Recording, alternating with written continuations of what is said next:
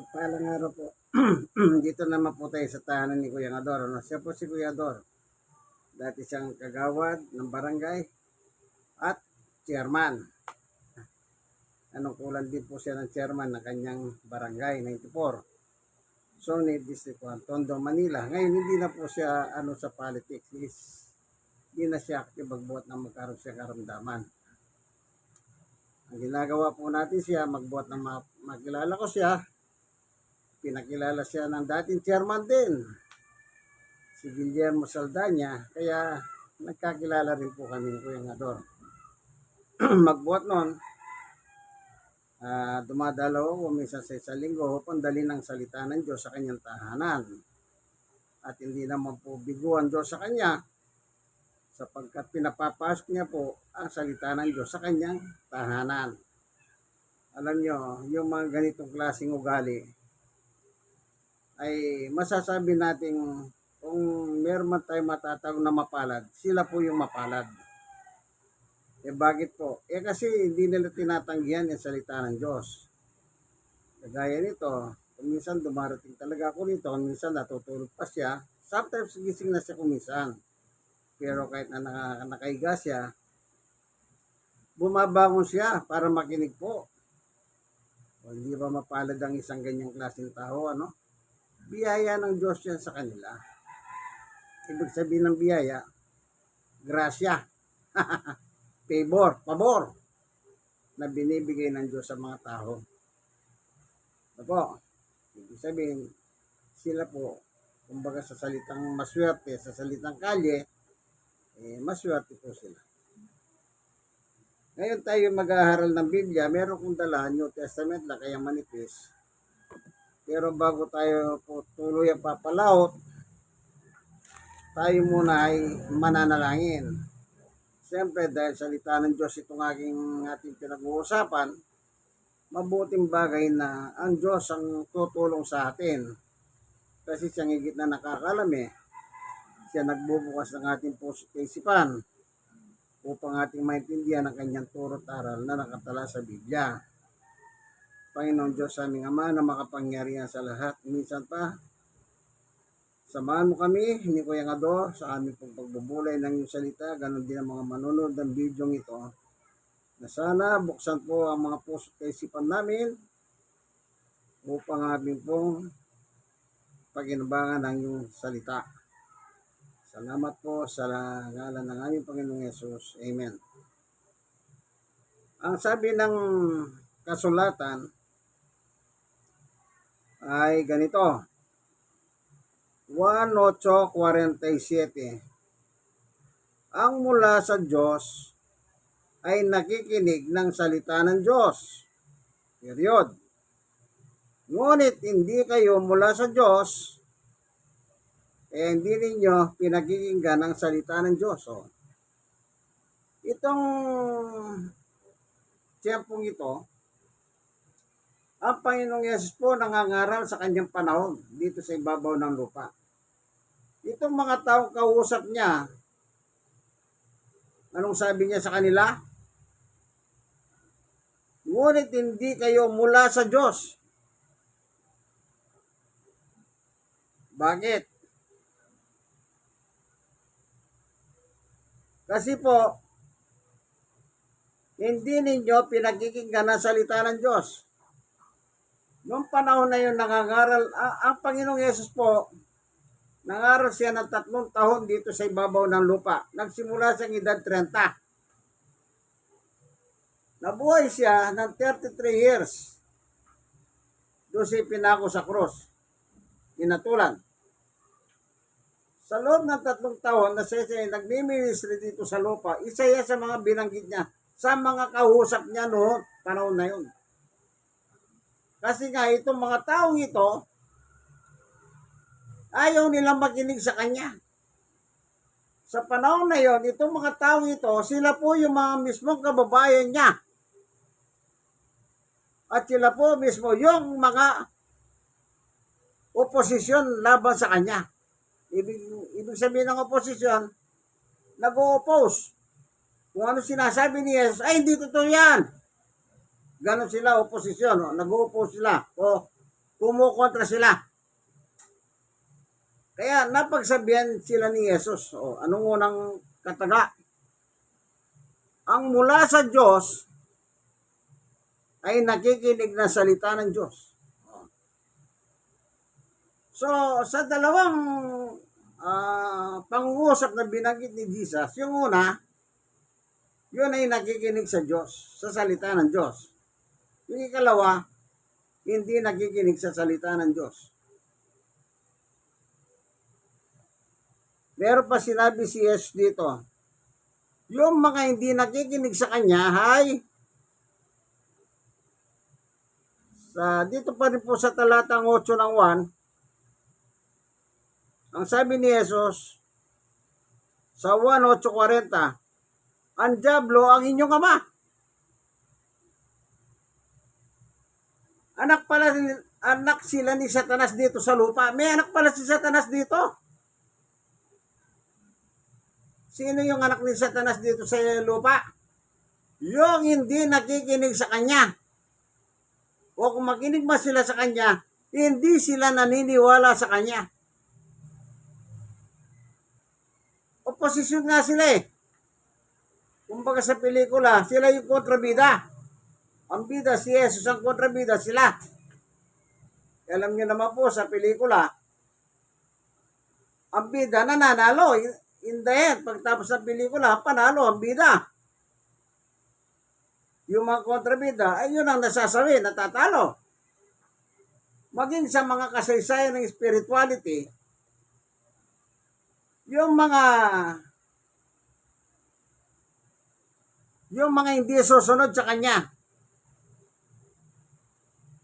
Okay, anong tawag niya sa kanila? Ang dyablo ang inyong ama. Okay, tuloy natin to. Kung ano ang gusto niya, yun ang ginagawa ninyo. Sa'y mamamatay tao na sa simula pa at kalaban ng katotohanan o salita ng Diyos. At di matatagpuan sa Kanya ang katotohanan o salita ng Diyos kahit kailan. So, ibig sabihin, ito pa lang si Satanas pala sa Biblia, wala pala sa salita ng Diyos kahit kailanman. Sabi niya,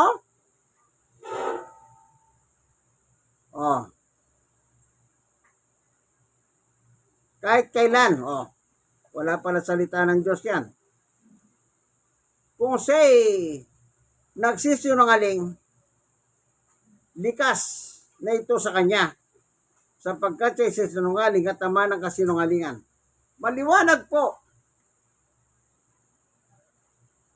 Itong si Satanas na merong anak dito sa lupa, anong sabi ni Jesus? Mamamatay taho.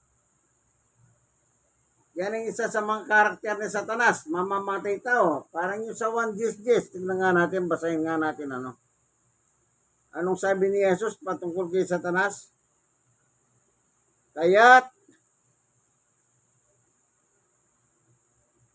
lamang pupunta rito si Satanas upang magnakaw, pumatay at magwasak. Yun. Kaya sabi ni Jesus, itong si Satanas, mamamatay tao nang simula pa. At wala sa kanya ang salita ng Diyos. Ibig sabihin, hindi nagtataglay ang salita hindi taglay ni Satanas. O wala siyang salita ng Diyos. Kaya nga Satanas ang pangalan niya eh. Alam niyo po ba kung anong ibig sabihin ng Satanas? Masama. Masama. Dito po sa 1 chapter 3 sa 19. Sabi po dito, inatulan sila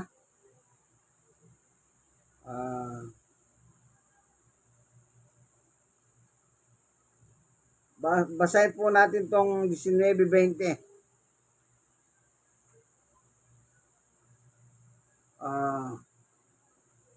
20:21. 1:3:20:21. ang gumagawa ng masama ay ayaw sa ilaw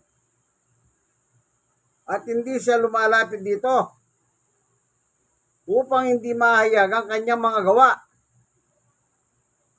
O anong sabi po? Yung gumagawa ng masama ayaw sa ilaw, ayaw sa Diyos. Yung gumagawa ng masama, sabi ni Jesus, mga anak kayo ni Satanas. Ayaw ninyo ang aral ko.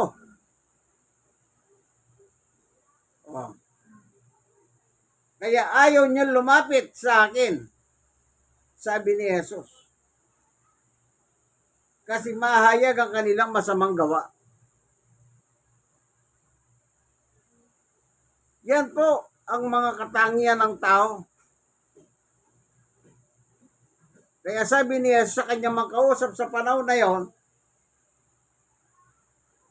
ang inyong ama ay ang dyablo. Wala kasing salita ang dyablo. At yung mga tao kausap ni Jesus noon, wala rin silang salita ng Diyos. At sa ating panahon, pag yung isang tao nabubuhay sa ibabaw ng lupa na walang salita ng Diyos, wala siyang pinagkaiba sa mga binasa natin talata. Alam niyo po, ng panahon si Satanas, tinukso niya si Jesus. Yung panahon naman na yon, nagfasting si Jesus ng 40 dias, araw at gabi. Walang ginagawa si Jesus no, kundi puro nagdadasal lamang. Kaya dumating ang punto, dumating si Satanas, sabi niya, kung ikaw ang anak ng Diyos, gawin mo tinapay ang mga batong ito. May dalang bato si Satanas eh. Anong sabi ni Jesus sa kanya? Satanas, hindi lang nabubuhay sa pagkain ng tao, kundi sa salita ng Diyos. Sa puntong yun, sinabi ni Jesus kay Satanas, dapat mabuhay ka sa salita ng Diyos, Satanas eh, sabi niya. Yun nga po ang problema kay Satanas, wala siyang salita ng Diyos. Sa madaling salita, ayaw niya. Ayaw niya. Kaya yung mga tao hindi nabubuhay sa salita ng Diyos, wala silang pinagkaiba kay Satanas. Kasi masama ang kanilang ginagawa. Ayaw nilang lumapit kay Jesus. Isipin niyo po, may mga tao palang ganyan. Sa panahon pa ni mismo Panginoong Yesu, nung nangangaral siya, o lalo na siguro ngayon, dahil hindi na siya nakikita nangangaral. Kaya kung noon, nag-iimala si Jesus noon, yung mga bulag, nakakakita. Yung mga pilay, nakakalakad. Yung mga patay, nabubuhay. Maraming imalang ginawa si Jesus. Ang sabi nga ng Biblia, kung isusulat lang sa Biblia yung mga ginawa ni Jesus, hindi talaga magkakasya sa dami. Isipin nyo, 3 taon siya nangaral. Tingnan natin, babasahin natin dito sa Biblia.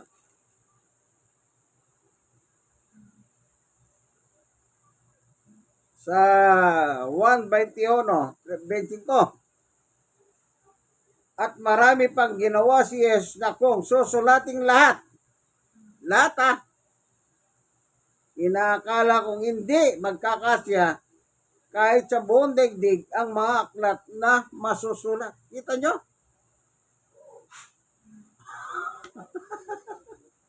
Hindi raw po kakasya sa buong daigdig. Yung lahat ng ginawa ni Jesus nakatala.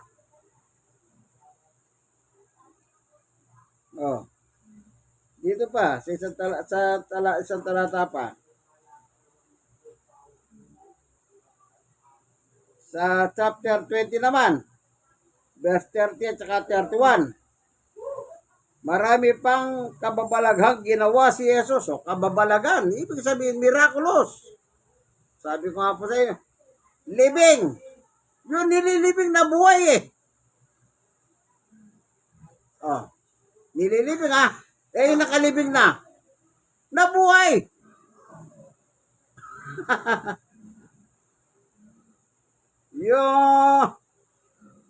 Yung lumpo, mula nang ipinanganak, lumpo. Lumakad.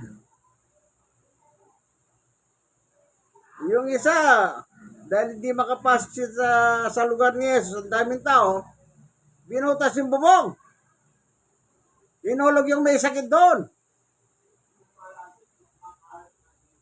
O isipin nyo, anong sabi niya sa kanya? O, tumayo ka na. Buhatin mong higaan mo, magaling ka na. O. Meron pa, yung katulong, sabi niya kay Jesus, huwag ka na pupunta sa amin, sabi niya. Sabihin mo lang, ang katulong ko gagaling. Maraming ginawang kababalaghan ng Panginoong Yesus. Yung mga demonyo, ang sabi niya, lumabas kayo sa mga yan. Tapos ang napagdiskita ng mga demonyo, yung mga baboy. Ang sabi nila kay Jesus, Panginoon, pwede ba kami pumunta sa mga baboy? O ano sabi niya? Sige, sa mga baboy na lang kayo pumasok. O anong ginawa ng mga baboy na sinaniban ng mga demonyo? Aba, nagsitalo na sa bundok. Nagkadamatay. O si Judas. Sabi niya, yung kasama kong magsasawsaw sa kainan. Eh, sino yun? Si Judas. Nagpakamatay. Eh, maraming kasaysayan ng naitala. At yung iba hindi pa natala. Ha? Kaya sabi ng Biblia, hindi kakasya sa buong daigdig yan. Oh. Ito, maganda to. Sa 31.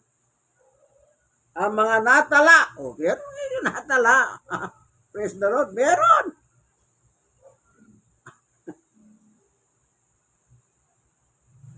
Ang mga natala rito ay sinulat upang sumampalataya yung si Jesus sa Mesiyas. Ibig sabihin ng Mesiyas, tagapagligtas. Sa ibang lingwa ay Kristo. Mesiyas. Ang anak ng Diyos. Oh. Sino si Jesus ang anak ng Diyos? Tagapagligtas.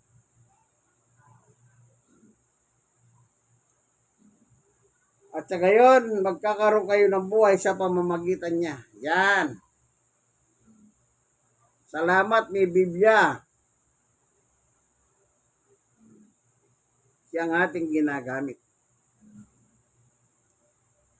Paano kung wala? Paano na lang tayo? Paano natin malalaman ang daan ng kaligtasan? Wala. So, yung natalang, sabi niya, isinulat. Para saan? Kaligtasan natin. Amen? Anong ibig sabihin ng kaligtasan? Hindi po parurusahan sa apoy ng impyerno. Yun po yung tinutukoy ng kaligtasan. Sino yun? Yung mga tupa. Yung mga tupa, yun po yung mga nakinig at sumunod sa kanya. Ang tawag doon, mga tupa. Kilala ko ang aking mga tupa at kilala ako ng aking mga tupa. At sumusunod sila sa akin. Kaya yung mga kausap ni Jesus noon, mga anak kayo ng dyablo. Kasi ayaw niyong maniwala sa akin. Oposisyon sila eh. Para politika. Diba, sino nakaupo ngayon? Si Bongbong. Sinong oposisyon? Si Sara. No. Siyang kontrabida sa buhay ni Bongbong. Yan ang oposisyon. Eh bakit? Yung mga original na oposisyon, kadikit ni Bongbong Marcos ngayon, yung mga tinatawag nilang dilawan, pinklawan, kung ano man yan. Eh si Sarah, hindi pinglawan yan, hindi dilawan yan, ano yan, kulay green. Oh. Hindi sila kadikit ni Bongbong. Yung kulay green. Sila yung oposisyon niya. Maging sa Biblia man o sa pelikula, ang bida si Jesus at ang mga kontrabida yung mga oposisyon. Yung oposisyon po sa Biblia, sila po yung papasok sa puwi ng impyerno. Kasi hindi sila sumunod kay Jesus. Maliwanag po ang turo ng aral. Ito walang biro ito, kaibigan. Kung sa ibang bagay may biro-biro, tayong alam. Pero pagdating sa Diyos, hindi po nagbibiro ang Diyos. Totoo ang Diyos. Unless hindi kayo naniniwala sa Diyos. Unless di kayo naniniwala kay Jesus. Pero kung naniniwala kayo sa Diyos at naniniwala kayo kay Jesus, matakot kayo. Kung ano, hindi kayo sumusunod. Panguli. Dito pa rin sa 1:36. Ang nananalig sa anak kay Jesus may buhay na walang hanggan. Ngunit ang hindi tumatalima sa anak kay Jesus, hindi magkakaroon ng buhay, mananatili sa kanya ang puot ng Diyos. Yun. Ito yung mga oposisyon. Kinapopuhutan sila ng Diyos. Ito yung mga taong hindi naniniwala kay Jesus. Kung noon at ngayon, parehas lang. Yung hindi naniniwala kay Jesus noon at yung hindi naniniwala sa panahon natin ngayon, pareho lang po ang parusa sa kanila. Ilalagay sila ng Diyos kung mamamatay sila nang hindi nila sinusuko ang buhay nila kay Jesus. Ilalagay sila ng Diyos sa impyerno.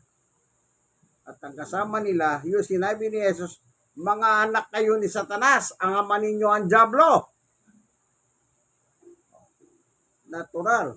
Kung ang ama nila ang Diablo papuntang impyerno, natural, pati yung mga anak ni Satanas dito sa ibabaw ng lupa, kasamang itatapon ni Jesus, si Satanas at sila sa hapoy ng impyerno. Nakakatakot di po ba? Kaya hanggat maaga, kaibigan, kayong mga nanonood ng video ito, matakot kayo.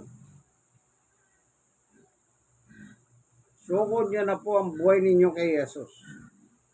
Yan lang po ang kailangan. Wala nang iba. Hindi kailangan ng kayamanan ninyo. Hindi naman magagamit sa langit yan eh. Kahit sa impyerno, hindi rin magagamit ng kayamanan ninyo. Nagpakayaman kayo, pero duka kayo sa Diyos. Sayang. Sabi nga ni Jesus kay Judas, Judas, buti pang hindi ka na pinanganak. Kita nyo? Si Judas, sinabihan ng Panginoon ng ganyan. Buti pang hindi ka na pinanganak. Bakit?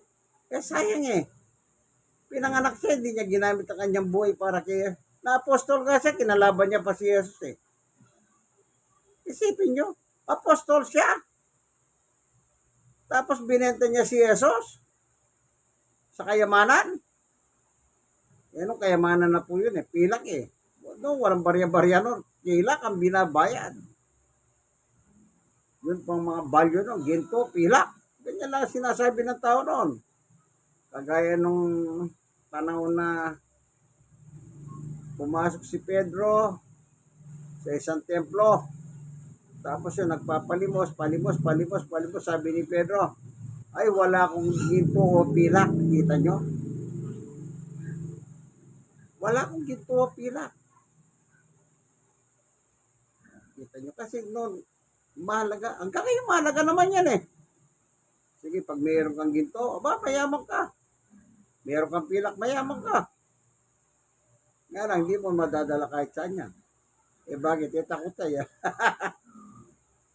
Kaya hanggang dito na lamang sana, kaibigan. Hindi po nagbibiro ang Diyos. Pag sinabi niyang mapupuot ako sa iyo, mapupuot talaga ang Diyos. Sino kapupuotan ng Diyos? Yung mga taong ayaw sumunod sa kanyang anak na si Jesus. Salamat, Panginoon Diyos, tinuruan mo po kami ng tamang aral, aral na pagsunod. Salamat po sa ngalan ng aming Panginoong Yesus. Amen. Hanggang dito na lamang, kaibigan. Sana meron kayong natutunan. Hindi tayo nagkukwento lang dito parang kwentong kutsero, kwento kung ano man yan, o mga marites, o mga chismoso. Hindi. Gumagamit po tayo ng Biblia. No? God bless us all po. Dito po sa Barangay 94, sa Unitis, Tondo, Manila, sa loob ng tahanan ni Kuya Adora. Yan po, sa tagiliran ko si Kuya Adora. No? God bless po sa inyo lahat. Bye-bye.